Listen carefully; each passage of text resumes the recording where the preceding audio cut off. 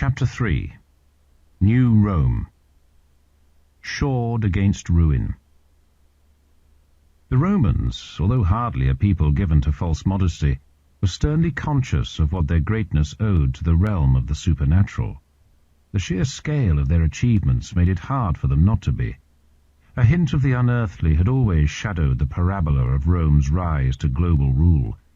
Back when the city was founded, 7.5 centuries before the birth of Christ, it had ranked as little more than an encampment of peasants and cattle rustlers, scattered unpromisingly over 7 hills in an obscure corner of Italy. 1,000 years later, however, as the House of Sassan was making its own first pitch for world empire, Rome's dominion had come to extend from the icy northern ocean to the sands of Africa. How on earth had it happened that a single city sat enthroned as the mistress of the world? The Romans themselves, for much of their history, had never doubted the answer. If the heavens had favoured them, then this could only be because they were the most God-fearing of peoples. We stand powerful as much by our piety as by our force of arms. Yet the Romans, despite enjoying the evident backing of the gods, had never quite been able to escape the faint gnawings of an inferiority complex. If their conquests in the West, in Spain, Gaul, and Britain, had brought them mastery over tribesmen whom they could cheerfully dismiss as barbarians, then in the East it had been a rather different story. There, in lands once ruled by Cyrus and Alexander, there were civilizations that could hardly help but make them feel like parvenus. Most intimidating of all, the inventors of the Doric column and the hypotenuse, of philosophy and the cookery book, were a people who ranked as the veritable cynosures of sophistication, the Greeks. The Romans, who did not care to think of themselves as provincial, had always flinched from confessing too openly to their resulting cultural cringe. They, after all, were the ones who had conquered the Greeks, not the other way round. This was why, however much they might enjoy name-dropping Plato in their letters and conversation, they had never forgotten what they owed to their own ancestral rites and customs, which had helped to bring them all their greatness. Even the Greeks themselves, when they attempted to fathom the secret of Roman success, might find themselves agreeing with this analysis. Their state, pronounced Posidonius, a celebrated polymath who had died some 50 years before the birth of Christ, is founded not only upon their manpower, but upon their traditional way of doing things. So potent were some of these traditions that they could barely even be put into words. Too much, far too much, was at stake. What, for instance, was the name of the god or goddess whose charge it was to protect and keep watch over Rome? Reveal it, and the whole city might be undermined. Only one man had ever had the nerve to do so, and he, unsurprisingly, had come at once to a sticky end. Yet even when it came to state secrets such as these, the Romans could still not quite bring themselves to trust exclusively to their own cults. If it were true, as they tended to take for granted, that the most efficacious traditions were also the most ancient, then there could be no denying yet again the infuriating primacy of their most brilliant subjects. Centuries before the founding of Rome, so the Greeks claimed, there had stood on the Asian shores of the Hellespont, the straits that separated Asia from Europe, a city by the name of Troy. And this city, within its walls, had sheltered a most potent talisman. It portrayed Pallas Athena, the virgin goddess who, way back in the mists of time, had dropped it from the heavens and given it her name, the Palladium. So long as the Trojans kept guard over this statue, so the story went, their city would stand impregnable. Which was why, when an army of Greeks laid siege to Troy, they had found it impossible to break through the city's walls for 10 long and terrible years. Finally, though, their spies had managed to steal the Palladium, whereupon Troy had promptly fallen and been razed utterly to the ground. And the Palladium? Its fate had been much disputed. Any number of Greek cities had claimed to be its final resting place. As well they might have done, since the Palladium was not merely a priceless status symbol, but the ultimate in security guarantees. Yet in truth, as time would more than demonstrate, there was only the one city that could convincingly claim to have been endowed with its awesome power. As the Greek world was increasingly put in the shade by the rising power of Rome, so the conquerors had set to appropriating the past of the conquered as well as their lands. The origins of the Roman people, it had come to be asserted, lay not in Italy at all, but far to the east, in Troy. Romulus, the wolf-raised founder of Rome and its first king, had himself, so it was claimed, been descended from Aeneas, a Trojan prince. With the help of the gods, this Aeneas had escaped the sack of his city and sailed to Italy to make a new beginning. Nor was that all. Somehow, although by what precise means no one could entirely agree, the Palladium had ended up in Rome. The future would be secure for as long as it remained there, carefully preserved in the Forum, the venerable and monument-crowded public space that had always served as the heart of the city. Link to a past immeasurably vaster and more ancient than the Romans' own, the Palladium was also something very much more, a pledge from fate that the empire would never fall. In AD 248, a couple of decades after the house of Sassan had seized the mastery of Iran Shah, the Roman people celebrated their millennium. 1,000 years on from the founding by Romulus of the city to which he had given his name, however, and it was not only those who actually lived in Rome who could glory in the name of Roman. 36 years earlier, each and every free man in the empire had been granted citizenship, an enfranchisement dismissed sourly by some as an underhand attempt to broaden the tax base, but which could also plausibly be viewed in a nobler light. The Romans, despite the brutal and ravening quality of their ascent to greatness, had always sheltered, at the back of their minds, the vague but gratifying conviction that their conquest of the world had been for the world's own good. No one had expressed this more stirringly than a poet named Virgil. Back in the first flush of Rome's global rule, he had written the Aeneid, a sweeping epic in which the Romans were ringingly admonished never to forget their God-given duty, to impose the works and ways of peace, to spare the vanquished, and to overthrow the haughty by means of war. A mission statement calculated to delight the Romans themselves, of course, yet also with a resonance that was more than merely Roman. Virgil's epic, as its title suggested, told the story of Aeneas, and while it certainly looked forward to the age when the descendants of the Trojan prince would rule the world, it looked back as well, to a heritage that derived from the East.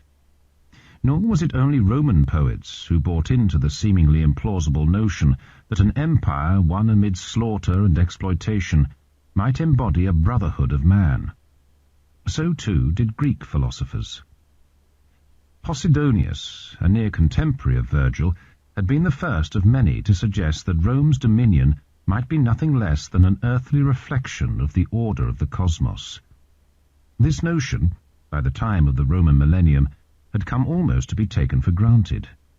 Rome had indeed, for a period of some 2 centuries, imposed the works and ways of peace.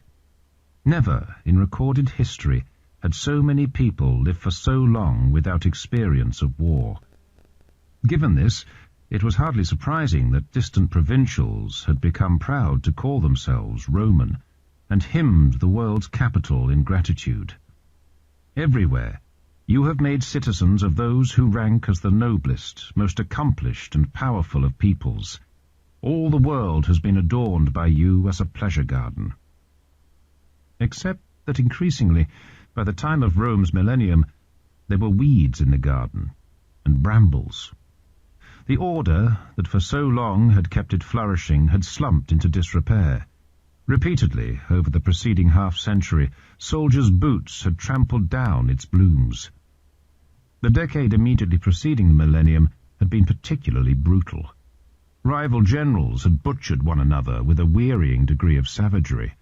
The Roman people, standing in the shadow of the millennium, were perfectly entitled to shiver. They knew full well the ghosts that were being roused. A talent for imposing order was not their only inheritance from the distant past. so too was civil bloodshed. Romulus, the founder of Rome, had murdered his own twin brother. The line of kings that succeeded him had then been ended by a coup d'etat, and the monarchy abolished. The republic that replaced it, and which had gone on to conquer the world, had itself, some 4.5 centuries on from its establishment, collapsed amid murderous violence. The ambitions of rival generals, imperatores, had made the whole world to bleed. Many at the time had thought Rome herself doomed, and perhaps she would have been, had not a particularly ruthless imperator by the name of Caesar planted the banner of autocracy atop the corpse-littered rubble of the Republic and founded a second monarchy.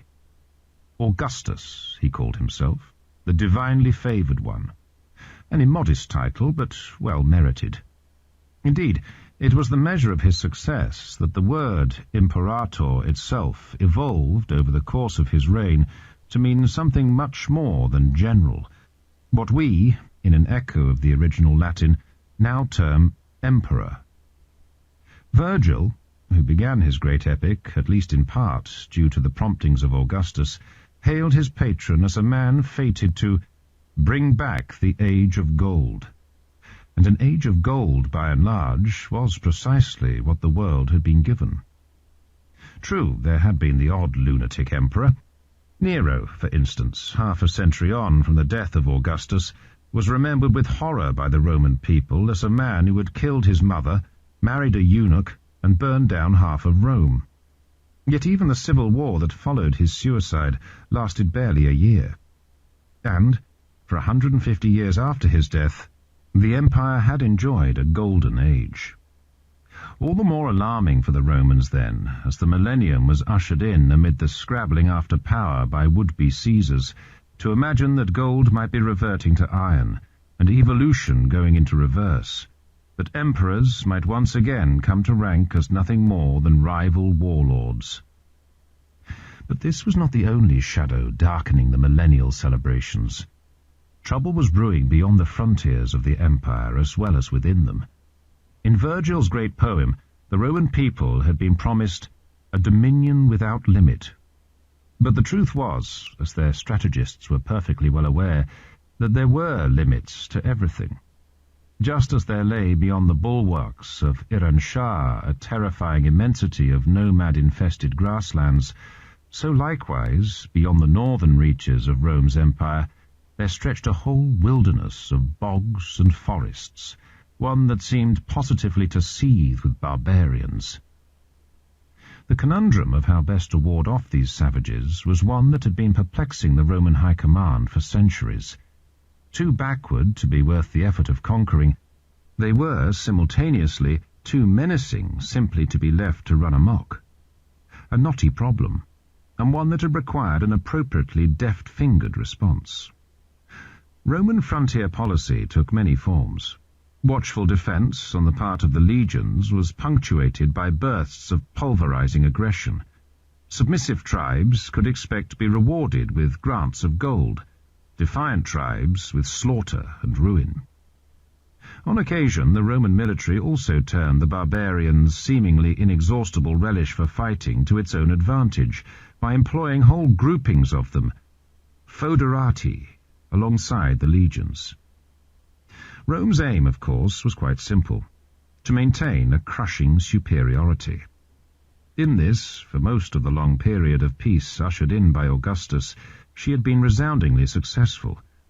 Increasingly, though, along the entire northern frontier, there were alarming signs that the balance of power might be shifting. Raids across the Rhine had been going on for decades. Further east, across the Danube, a people called the Goths had recently launched even more brutal incursions. In the year of the Millennium itself, they torched whole swathes of the Balkans. All this had come as a most unpleasant surprise to the Roman authorities. It seemed scarcely believable that warlords right on the doorstep of the empire were capable of planning, leading, and executing such devastation. Barbarians were simply not meant to be capable of organizing themselves on such a scale. Patently, however, what had once been scattered tribal groupings were now starting to cohere into something more. Their leaders, it seemed, freighted with Roman subsidies and plunder, had been deploying this treasure to broaden their own horizons. The richer in gold they were, the more weight they had to throw around. War bands that had once numbered hundreds might now very well number thousands. This, while hardly muscle on an imperial scale, did mean that barbarian kings were increasingly packing a heavy punch. They had become, in short, just that little bit more Roman. Which did not, of course, make them any the less contemptible. In fact, if anything, the clod-hopping of the Goths deep into the heartlands of the empire only confirmed the Romans in their scorn. The true, the ultimate shock to their complacency did not come from the north, but from the east. Rome was not yet, as she celebrated her millennium, prepared to acknowledge Persia as an equal. Nevertheless, barely 2 decades after Ardashir had seized the throne, she had been given a foretaste of what was to come. Shapur I, Ardashir's son, had already expelled the Romans from Mesopotamia for good. The Imperial High Command, in a desperate attempt to preserve the remainder of Rome's provinces in the east, had been obliged to denude the Rhine and the Danube of troops. Then, in 244, with the Emperor himself on campaign in the east, there was yet another coup. The new Caesar, a hard-bitten warrior named Philip, was frantic to return from the front to Rome to shore up his position. He duly sued for peace. The truce, when it was agreed, came at monstrous cost, and Shapur made sure that the whole world knew it. It was Philip who would be portrayed on the cliff face just west of Persepolis, grovelling before the triumphant Shahanshah. It was Philip as well, 4 years later, in the April of 248, who enjoyed the supreme honour of presiding over Rome's Millennium celebrations. A few months later, in 249, he was dead, killed in battle by a rival Caesar named Decius. 2 years on, Decius himself was hacked to pieces by a Goth warband.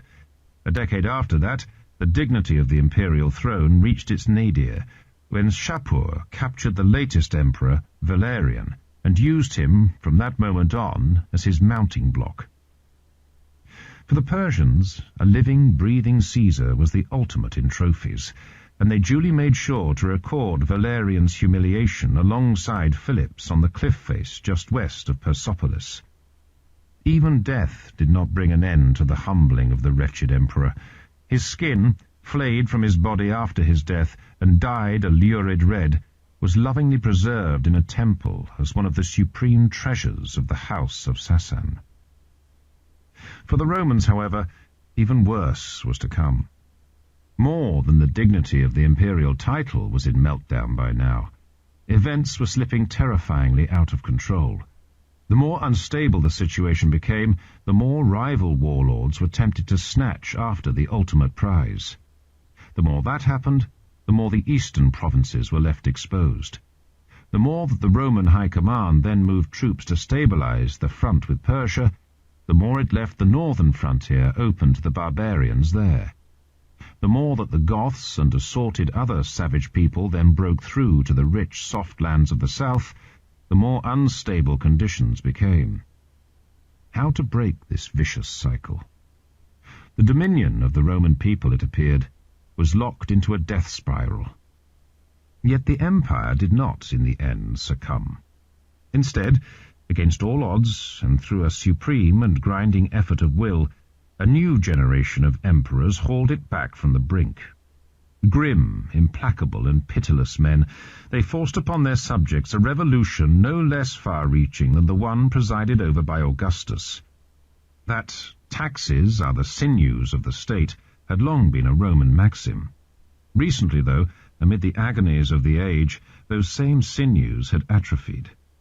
Warfare and anarchy had made it increasingly difficult to raise revenue. The authorities, in their desperation, had debased the coinage, but that had merely led inflation to gallop out of control. Rome had faced financial as well as military ruin. The surgery, however, when it finally came, was to prove brutally effective. To the iron-fisted warlords who now stood at the head of the empire, it appeared self-evident that only a massively enlarged military apparatus could hope to maintain the integrity of the frontiers, and that only a massively enlarged fiscal apparatus could hope to pay for it. Accordingly, over the course of a few decades, the number of soldiers and bureaucrats was multiplied by an astounding factor. The state that emerged from these reforms was to prove the most formidably governed that the Mediterranean had ever seen. Nowhere before had there existed a bureaucracy quite so complex and domineering, and nowhere before had there existed a military funded on quite so massive a scale. The light-touch autocracy established by Augustus had been transformed into something infinitely more heavy-handed, centralized, intrusive, and absolute. It was a form of government that still retained the name of Roman, and yet there was a sense as well in which it marked a revolutionary change. So much so, in fact, that the new regime had gone so far as to found a second Rome. Byzantium, this new capital, had originally been called. It stood on the western shore of the Bosphorus, a narrow strait that served, like the Hellespont some 100 miles to the southwest, to separate Europe from Asia. Greek settlers had founded the city many centuries earlier, but despite the fact that it occupied a magnificently defensible site on the tip of a promontory, surrounded on one side by the sea and on the other by an estuary named the Golden Horn, its growth had always been limited by a seemingly fatal lack of drinking water. Such a drawback, however, was hardly the kind to put off a Roman autocrat, and sure enough, in AD 324, there had arrived in Byzantium a Caesar fully determined to found on its site another Rome. The name of this emperor was Constantine, a man who stood supreme as the very embodiment of the new imperial order. Born in the Balkans, proclaimed emperor in Britain, he had spent his life crisscrossing the empire, patching it back together in the teeth of a host of rivals, all of whom he had systematically hunted down and eliminated. Although he had won the decisive victory of his reign just outside the walls of Rome, Constantine had no particular ties of loyalty to the ancient capital.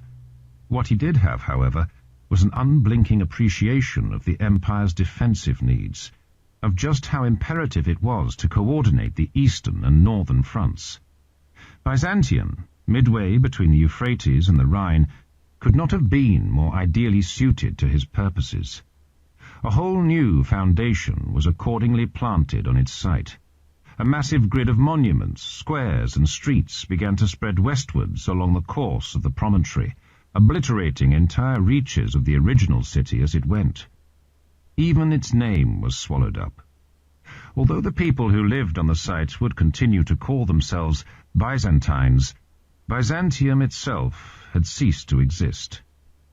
On the 11th of May, 330, amid a triumphant blaze of immodesty, its founder formally inaugurated it as the city of Constantine, Constantinople. Initially, of course, the inhabitants of the original Rome could hardly help but find the pretensions of this arrivist settlement faintly risible. Everyone knew that a city without an ancient pedigree barely ranked as a city at all.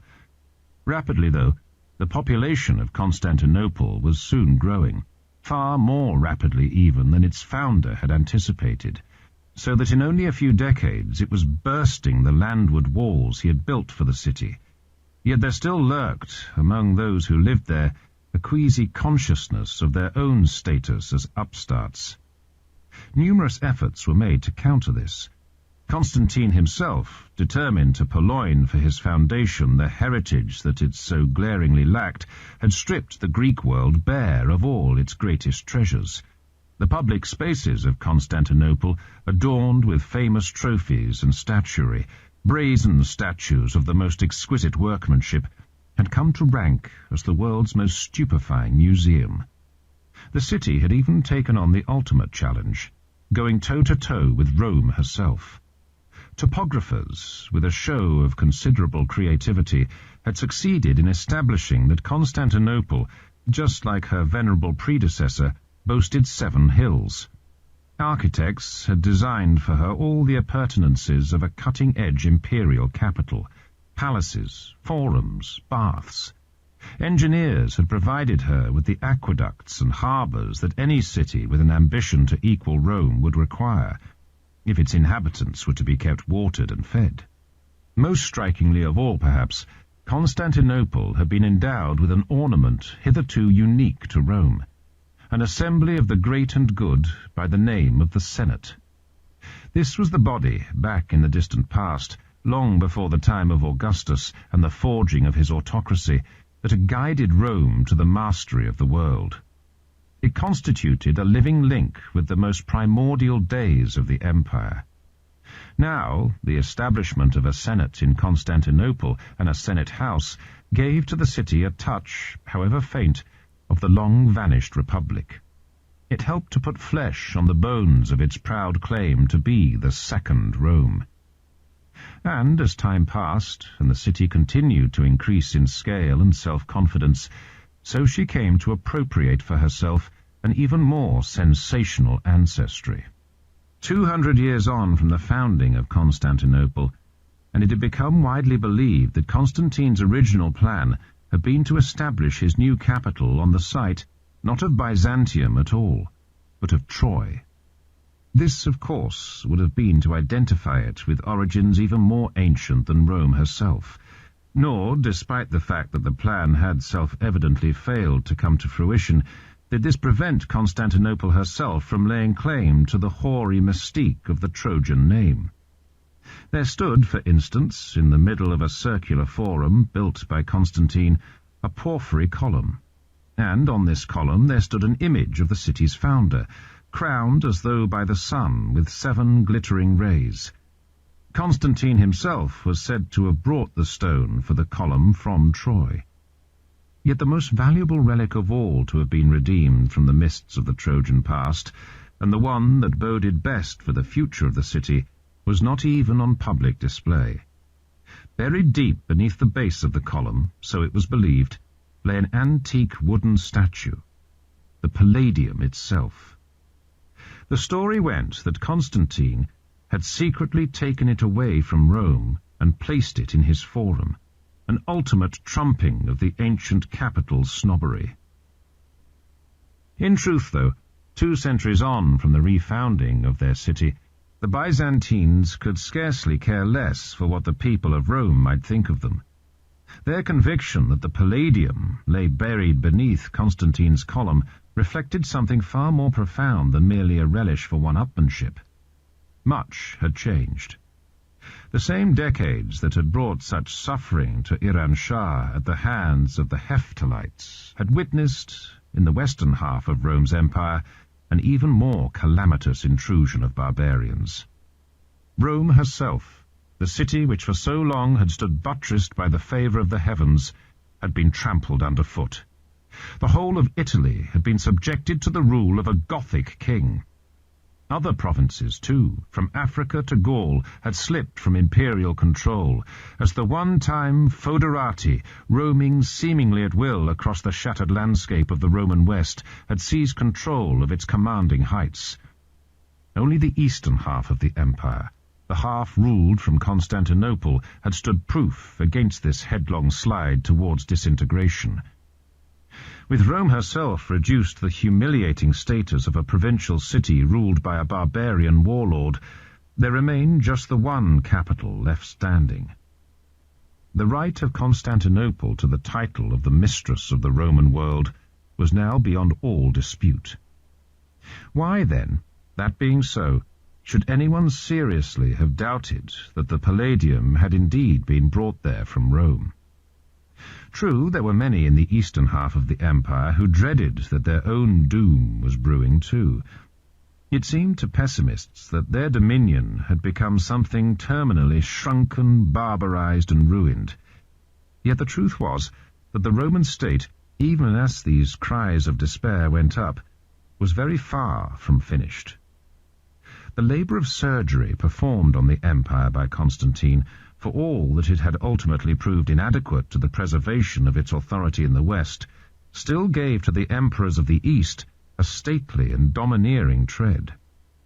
Certainly, in Ctesiphon, at the court of their preeminent rivals, no one ever thought to deny the continuing might of the Caesars.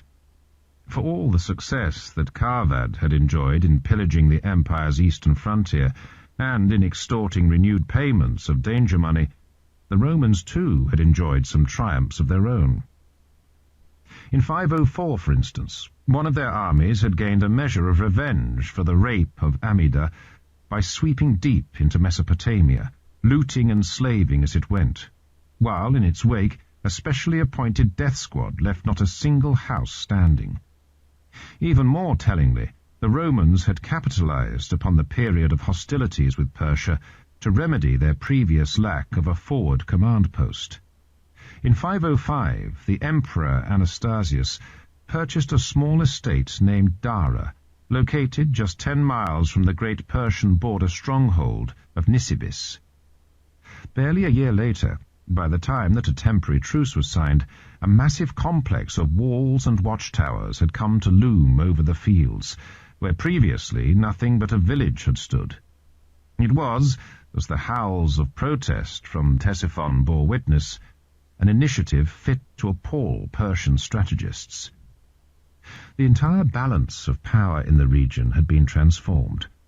The Roman frontier was now decisively remilitarized. Even Carvad, towards the end of his reign, had been brought to accept the implications.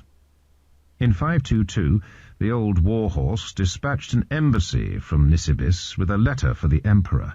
In it he floated a startling proposition: that you make my son, Khusro, who is the heir to my throne, your adopted son. In part, the offer was a blatant attempt to forestall any meddling by Constantinople in the succession crisis that was even then brewing in Iran Shah, but it also signaled just how brightly Roman prestige had come to blaze again. Sure enough, a few months later, another Persian embassy made its way to Constantinople with instructions to negotiate an enduring peace. No Shahanshah, it went without saying, would ever have pressed for détente with an enemy that he regarded as contemptible. The Palladium, it seemed, was working its magic still. And certainly, even to a diplomat familiar with the scale and splendor of Ctesiphon, the capital of the rival superpower would have appeared touched by an almost supernatural quality of majesty. To approach Constantinople was to be dazzled by the most awesome cityscape in the world. So rapidly had it grown that the proud and ancient city of Chalcedon on the Asian side of the Bosphorus now served merely as its gateway. The Persian ambassadors boarding a ship in Chalcedon's harbour and negotiating the waters that surrounded Constantinople like a garland would have found marks of urban sprawl wherever they looked, for the conurbation, spreading in a ribbon along the European coastline, had long since broken through even the outermost ring of walls. Inevitably, though, it was to what lay within those hulking fortifications that the visitor's gaze was drawn, for it was there that human effort and ingenuity had most astoundingly enhanced the already stunning setting. Along the waterfront, once a bleak wilderness of mud and reeds, everything now proclaimed the voracious appetites of the capital. A 3.5-mile stretch of harbours and warehouses, granaries and wharfs. Beyond them, packed so tightly together that visitors would often find themselves cramped and walking in danger because of the great number of men and animals, there spread the homes of the city's almost 500,000 inhabitants, a concentration of people vaster even than Ctesiphon. Nevertheless, as the Persian ambassadors neared their destination, the skyline of Constantinople would have conveyed to them an impression not of seething clamour, but rather of order, monumentality and space. Along the spine of the promontory, the smog bred of countless furnaces and hearths, and which hung in a pall over the lower reaches of the great conurbation, diminished upon the sea breezes, to reveal the hills that originally, before the arrival of Constantine upon them, had constituted the upper reaches of Byzantium, and now provided the new Rome, and the Roman Empire itself, with its mighty heart. The ambassadors, once they had disembarked and made their way up from the Golden Horn, would have approached these hills along a broad, sumptuously porticoed road, the Messe, Middle Street. Ahead, framed by colossal arches and gateways, stretched a succession of marmoreal open spaces. It was in the first of these, at the foot of a column pointedly adorned with depictions of Roman military triumphs, that the ambassadors would have been officially welcomed to the city. It was in the second, the circular forum built by Constantine, that the Palladium supposedly lay buried. It was not this forum, however, but a third, the square known as the Augusteion, that most magnificently embodied the capital's pretensions. On its eastern flank stood the Senate House. To the south, adorning a massive bathhouse, was the city's finest collection of antique statuary. To the west, marking the termination of the Messe, a domed and double-arched mass of brick and marble, named the Golden Milestone. This was the monument from which imperial cartographers measured the distance to every known location. For just as the sun and the moon and the stars revolved around the earth, so too, it pleased the Romans to imagine, did all kingdoms revolve around Constantinople. She stood, in their confident opinion, upon the axis of the world. She was, quite simply, the queen of cities. Which explained why, in the final reckoning, the peace mission of the Persian ambassadors was doomed to fail. Just as the house of Sassan, upon the faintest scent of Roman weakness, was bound to return to the attack, so too did the Caesars, despite all the many calamities that had afflicted their empire, shrink from any public acknowledgement that their rule might be less than universal. Victory, eternal victory, was still what it had been to Virgil, their destiny and their due. Even at moments of terrible peril, when there would inevitably seem something shrill about this assertion, the sublime conviction with which it was made remained undiminished. To rule as the heir of Augustus and Constantine was to believe oneself entrusted by the heavens with the very reins of earthly power. The brute fact that there were kingdoms that did not acknowledge the supremacy of the Roman people could not, of course, be ignored, but it was possible, enthroned in a capital such as Constantinople, to ignore the implications. The city remained, in the opinion of the Caesars, the authentic cockpit of global affairs. This was a presumption only boosted by their own domestic circumstances. Set in the southeastern corner of the Augusteion, between the Senate House and the marble crowd of ancient statues, there towered two bronze gates, or the Chock, as they were known. And beyond them, stupefyingly immense, there stretched a labyrinthine complex so incomparable that it ranked, in the opinion of those privileged enough to penetrate it, as another heaven. Originally, the palace of the Caesars had been built in a severe and militarized manner, appropriate to its founder's seriousness of purpose, for it had been modelled on the square plan of an army camp. Traces of the soldier's sensibility that Constantine had brought to his refashioning of Rome's empire were still to be seen in the corridors of power, in the sword belts worn by even quite junior officials, in the swagger sticks wielded by senior ministers, in the golds, purples, and flaming reds that had always signified superior rank in the Roman army. Just because the emperor's bureaucrats dressed up like soldiers, however, did not mean that they were soldiers. The legion into which they were enrolled when they joined the civil service did not actually exist.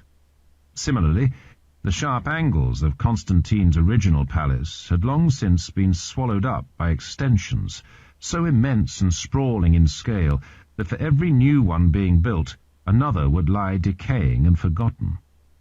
Just as the language and rituals employed by the imperial bureaucracy were designed to be as incomprehensible to outsiders as possible, so might it take a lifetime to feel fully at home inside the great warren of the palace. There were gardens and judicial tribunals, pavilions and reception halls, banqueting chambers, secretariats, and even an indoor riding school.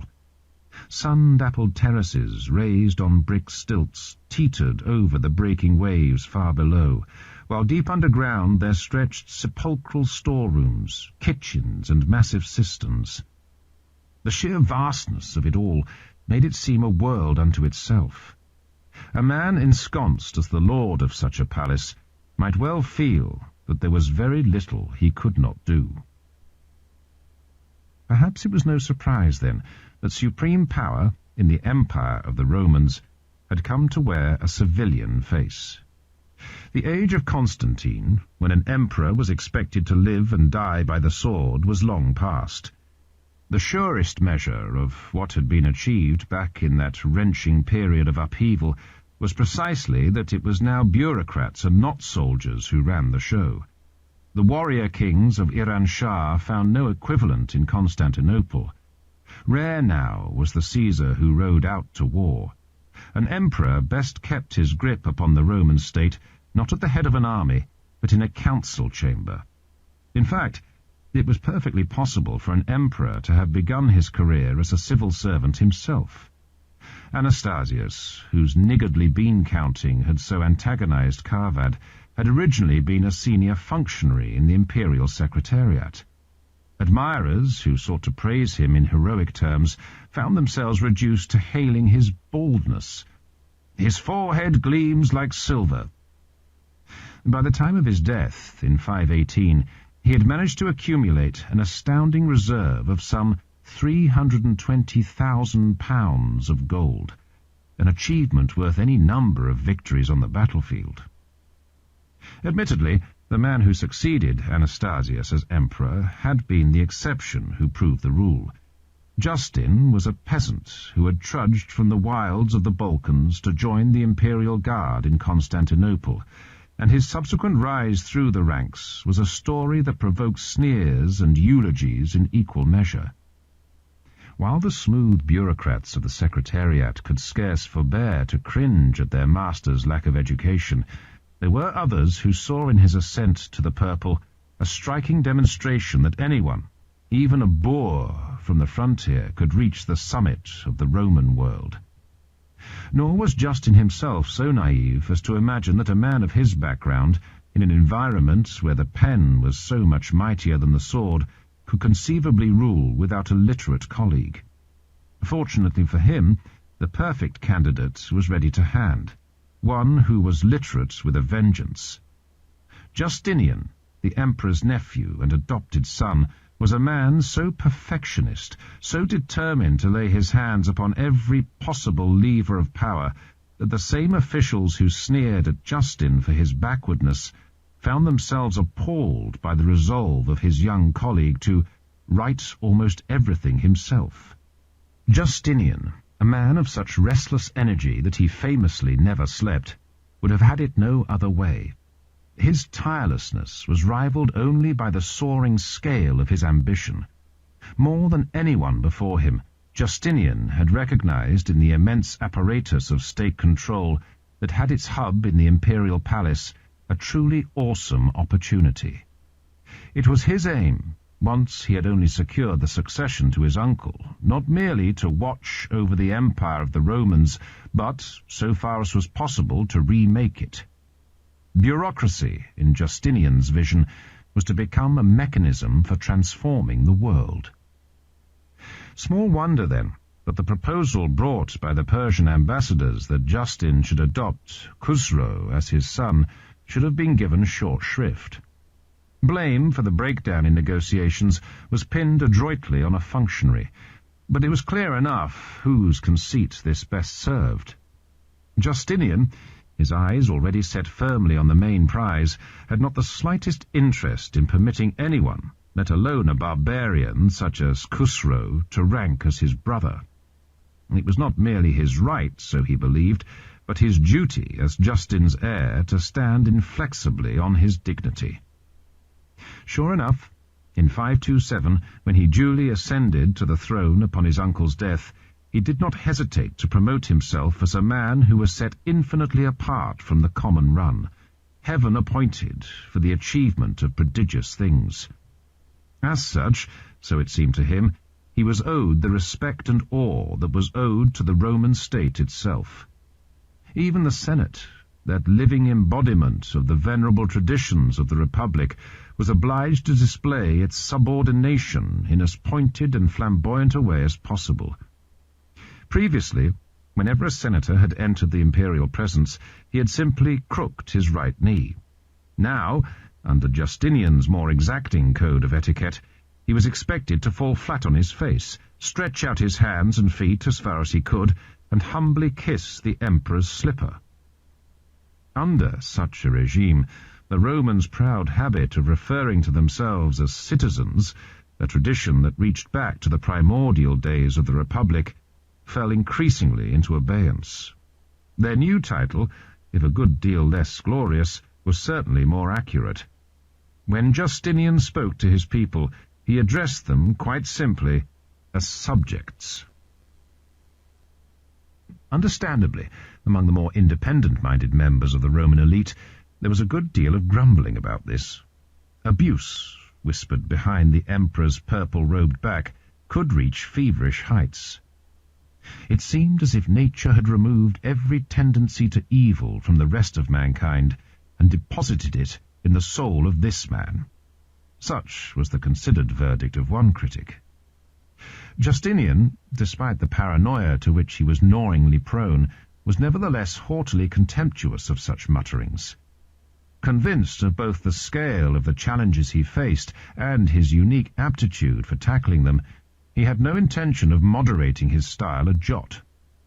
More than any emperor since Constantine, he believed himself charged with a mission to redeem the world. To his critics, of course, this was nothing but the rankest hypocrisy. And yet even they, reluctant to believe that Justinian might actually be sincere, were forced to acknowledge his rare genius as an actor. For he had a marvelous ability to conceal his real opinion, and was even able to shed tears, not from joy or sorrow, but contriving them for the occasion, according to the moment.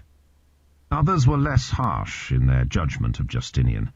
There were many, throughout the reaches of the imperial bureaucracy, who found themselves invigorated rather than threatened by their emperor's ambition, and identified profoundly with his goals. When they looked about them at the state of things, they saw, just as their master did, a broken and spavined order in desperate need of mending. When they heard Justinian declare, with a simple solemnity, "Our subjects are our constant care," they did not doubt him. When they listened to reports of how he would sit up late scribbling, forever scribbling, to the burning of his midnight oil, they could admire him for sharing in their own deepest fantasy, that the world might indeed be refashioned upon the scratching of a pen. In the whirlpool and turmoil that we now experience, our affairs need the governing wisdom that comes from laws. Any Maobed or rabbi would have concurred. That the written word might serve to alter the way in which entire peoples saw the world was fast becoming the guiding principle of the age. Justinian was certainly not alone in believing that authority could most profitably be derived from books. Nevertheless, as befitted the man he was, both a Roman and a Caesar, he was able to draw upon resources that far outscaled those available to the scholars of Iran Shah. The imperial palace's archives were filled to bursting with documents. Whether contained in the finest ivory and written in silver ink, or simply scrawled on rough parchment and wood, they bore witness to an entire millennium of written laws.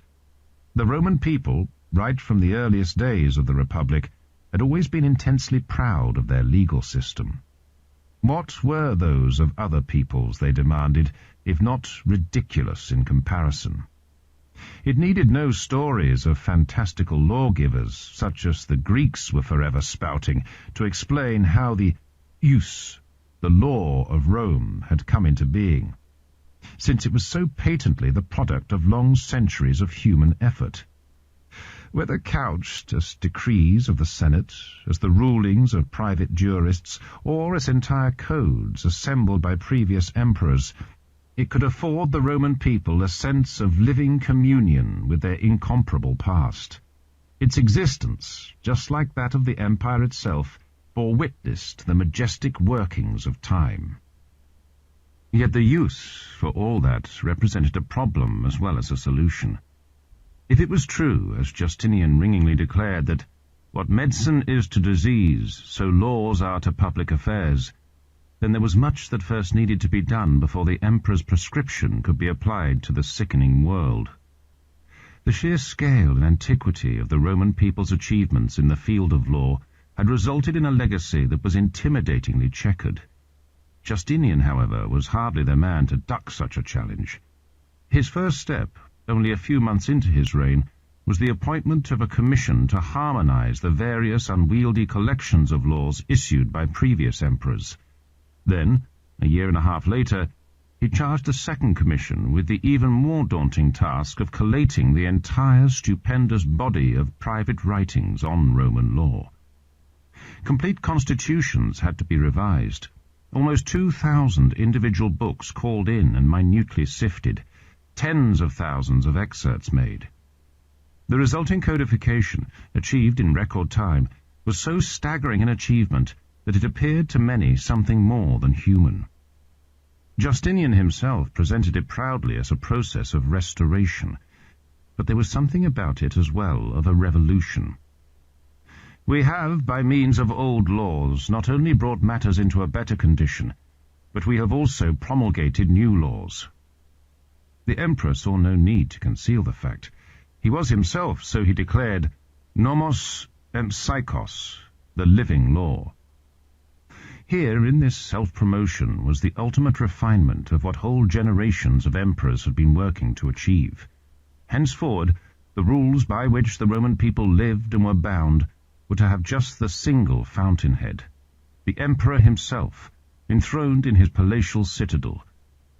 No wonder, then, that Justinian should have sought not merely to impose his stamp upon the long centuries of Roman legal achievement, but also to prescribe where and how that achievement should be taught.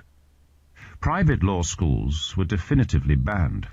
No teachers were to be licensed, save for those directly sanctioned by the state. Now, more than ever, the whole world was to be administered from the centre, from the palace of Constantinople. Yet this presumption begged in turn an awkward question. Well-muscled though the machinery of imperial government undoubtedly appeared to be, was it possible, nevertheless, that an excessive faith might have been put in its reach and potency? The mere existence of a law, after all, did not guarantee that it would be obeyed. The world beyond Constantinople was an infinite and a seething place, and even the capital itself, the all-golden city, was perhaps less glittering and less amenable to Justinian's purposes than he cared to admit.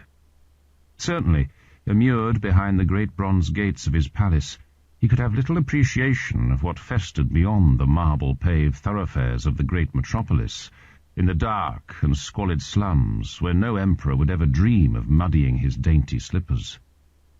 The imperial elite had long taken for granted that the masses were far too stinking and fractious to be permitted near the wellsprings of power. More than a century earlier, a massive program of clearances had swept anything that was not marble and expensive from the vicinity of the palace. For the imperial residence, it was fastidiously explained, requires extensive grounds hidden from all the world, so that within its precincts there shall be a place to dwell exclusively for those who have been selected for the due requirements of our majesty and for the government of the state. Yet just as the Romans, despite half a millennium of autocracy, still referred to their realm as a res publica, or republic, so likewise, even in the Constantinople of Justinian, was there one ineradicable monument to the vanished age when everyone had ranked as a citizen. Back in Rome, chariot racing had been as much a political as a sporting experience, for even the mightiest ruler had dreaded the howls and abuse of the crowds in the Circus Maximus, the city's oldest and largest public space.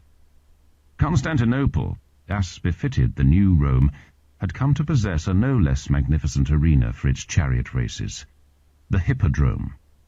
The most venerable monument to have survived Constantine's flattening of the original Byzantium, it had been beautified with antique statues and obelisks, and enlarged so colossally that it had overrun the hill on which it stood. Supported along its entire southern end by massive brick struts and boasting 40 tiers of seating, it had no rival as the city's theatre of dreams. It was certainly a venue for more than sport. The imperial government, on those irregular occasions when it wished to publicize a policy, would do so in the hippodrome. Whether it was the emperor's ritual trampling of a defeated barbarian king, or the parading of a usurper's head, or even the ceremonial burning of tax registers, spectacle was all. Justinian himself, on his accession to the throne, had made sure to stage his investiture before the crowds of the hippodrome. Emerging from his palace down a winding staircase and into a spacious open-air marble box, he had been greeted by the cheers of some 60,000 of his subjects, the noise of their acclamations an almost physical blast against his face. Nevertheless, if there was indisputably advantage to be gained by an emperor from exposing himself to the crowds in this manner, there was also potential danger. The passions that the hippodrome was capable of inspiring in the Byzantines were violent, and often literally so.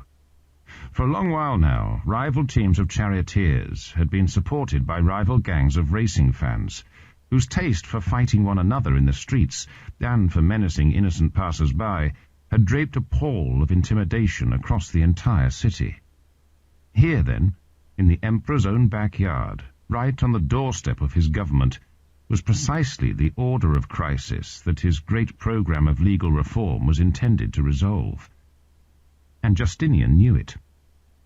In the years prior to his accession, he had exploited the gangsterdom associated with the hippodrome for his own ends.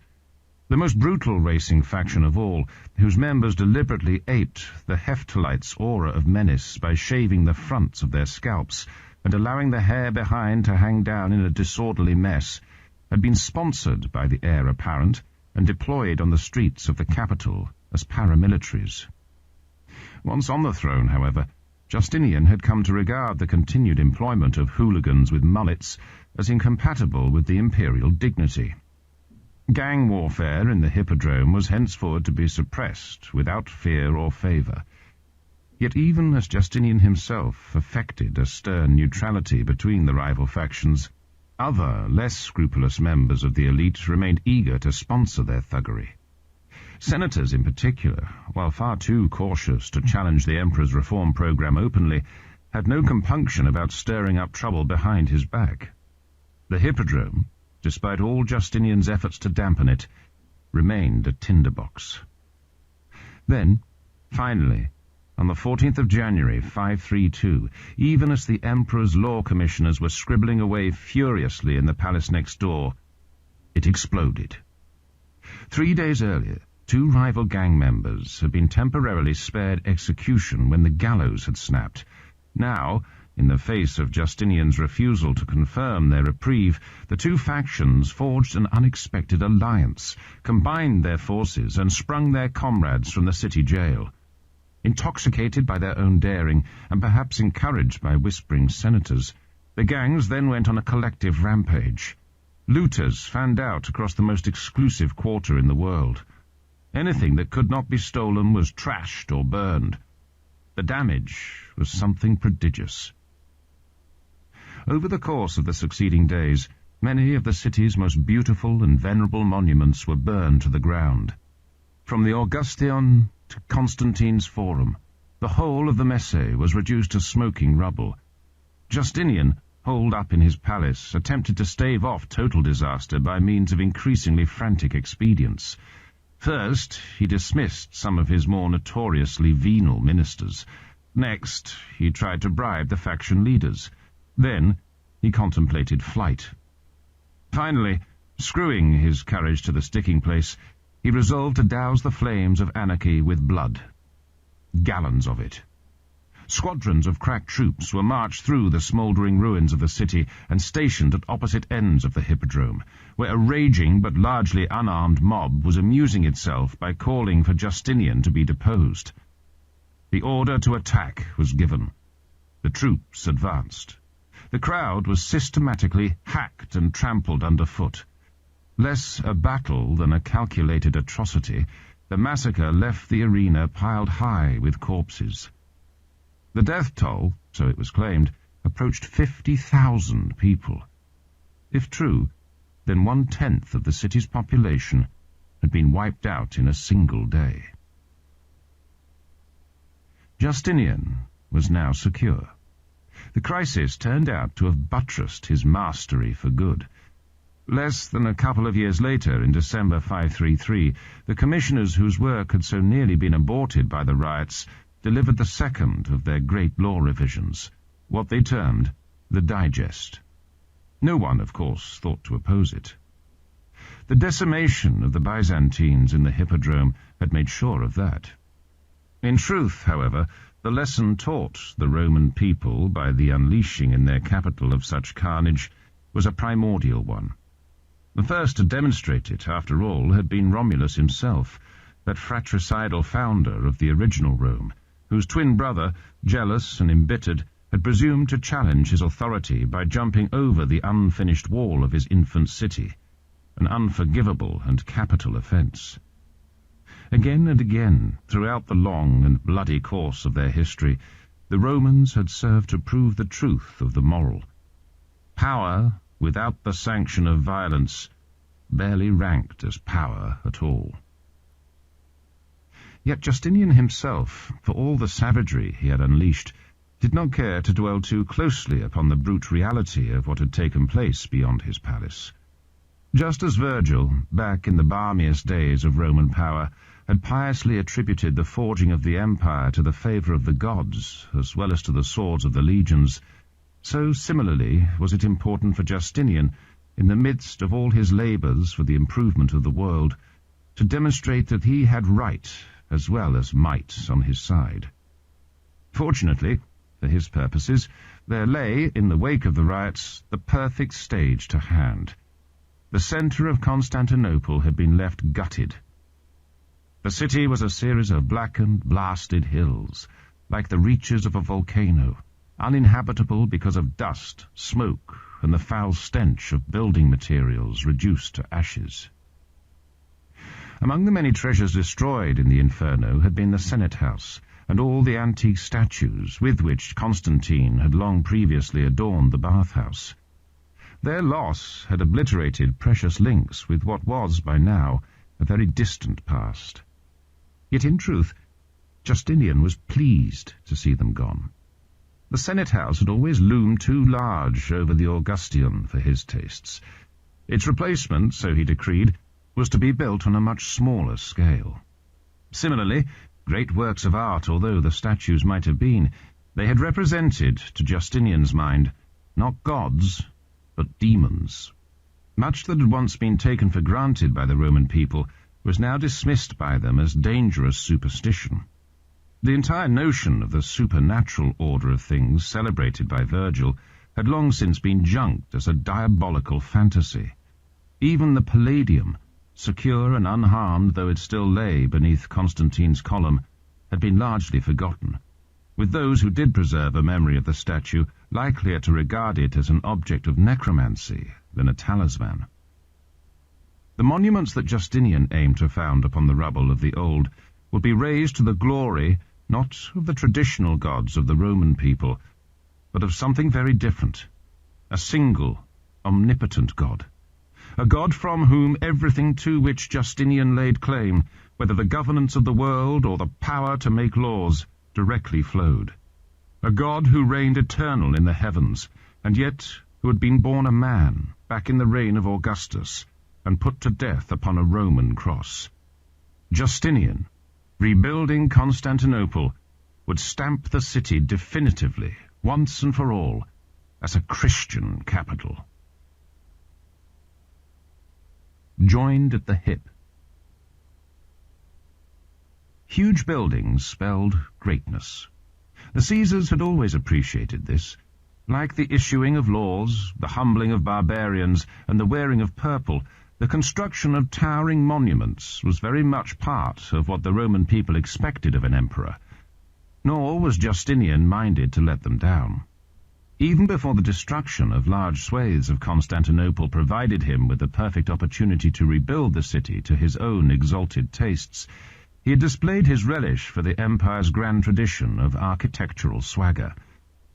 The initial focus of his energies, however, had lain not in the capital, but far away, on the eastern frontier.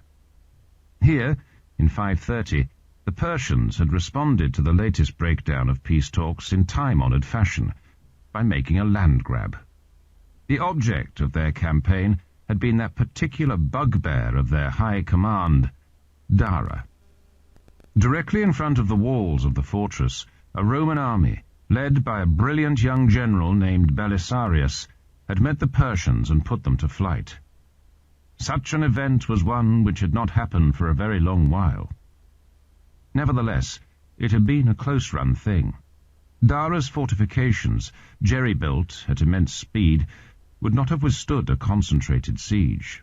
And because the Emperor Justinian perceived that the Persians, so far as it lay in their power, would never permit this outpost of the Romans, which was such a menace to them, to continue standing there, but were bound to persist in attacking it with all their might, he had ordered a massive rebuilding program. Dara was made to bristle. It was designed to be, and to appear, impregnable. Any passing barbarians were to look on it and despair. The Emperor, aiming to ram home the point, even graced Dara with a new name, Justiniana Newtown. Here, in the hulking silhouette of its ramparts, was the manifestation of a ruler with the world in his hands. Or so he liked to think. In fact, the message conveyed by the militarization of the frontier was altogether more ambiguous than Justinian might have wished. The rival pretensions of Dara and Nisibis, frowning at each other across the Mesopotamian flatlands, could easily seem to make a mockery of both. The nations are like a drop from the bucket, and are accounted as the dust on the scales. So it was written in the Tanakh.